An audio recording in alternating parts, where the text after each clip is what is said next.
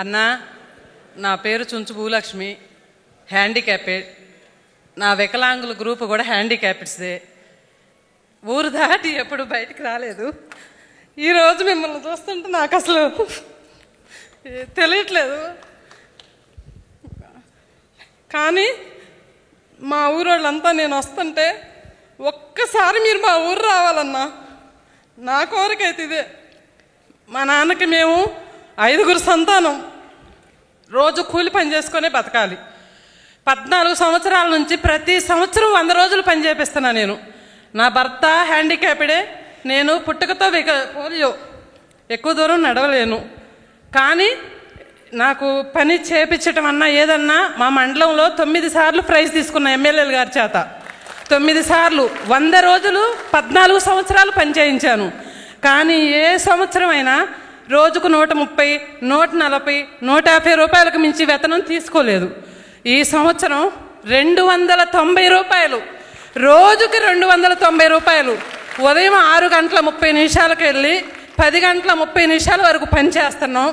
ప్రతి సంవత్సరం ఎలా ఉండిద్దంటే, మా హ్యాండిక్యాపెడ్ గ్రూప్స్ అంటే చిన్నతనంగా, మీరు వికలాంగులు, మీరేం పని చేస్తారు, వెళ్ళండి, విడోళ్ళకి ఇస్తాం మేము పని అనేవాళ్ళు.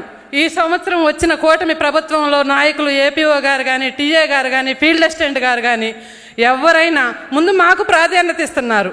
మేము మిమ్మల్ని కోరుకునేది ఏంటంటే, 100 రోజులు మాకు సరిపోవు. మేము మమ్మల్ని ఏ మిరపకాయలకి పిలవట్లా, ఏ పత్తికి పిలవట్లా, ఏ నాటికి పిలవరు, మేము వెళ్ళలేము. మాకు 150 రోజులు. వికలాంగులు కూడా పని చేస్తారన్నా, ఎందుకు చేయలేరు?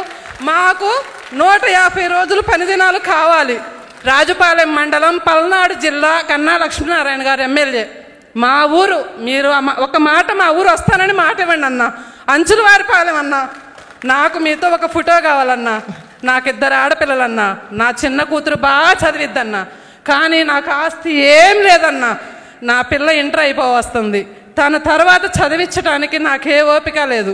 మీరు నా యందు దయించి దానికి P4 అనే సెక్షన్ ఉందంటన్నా, దాని ద్వారా నాకు ఏదన్నా అవకాశం కల్పించండి అన్న.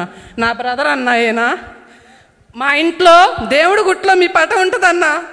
ఖుషి సినిమా భూమిక గారు మీరు దిగింది పెద్ద బొమ్మ అన్న. మా అన్నయ్య గారికి మీరంటే ప్రాణం అన్న.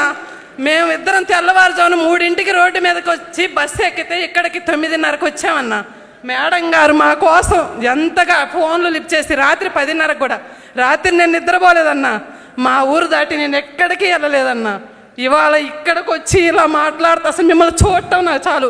ఇంతసేపు మాట్లాడాను, మేడం గారు ఏమన్నా అనుకొని. నాకు ఇంగ్లీష్లో మాట్లాడటం రాదు, వేరేగా మాట్లాడటం రాదు. తెలుగులోనే మాట్లాడుకోండి అన్న. ఒక్కసారి వచ్చి మిమ్మల్ని సెకండ్ తీసుకోవాలని ఉందన్నా. ప్లీజ్ ఒక్క నిమిషం. మీరు మాత్రం మా ఊరు మాత్రం రండి అన్న. ఒక్కసారి మా జనం అంతా మీకోసం 1000 కళ్ళతో ఎదురు చూస్తున్నారన్న. ఖచ్చితంగా వస్తాం. థ్యాంక్ యూ అన్న, థ్యాంక్ యూ అన్న.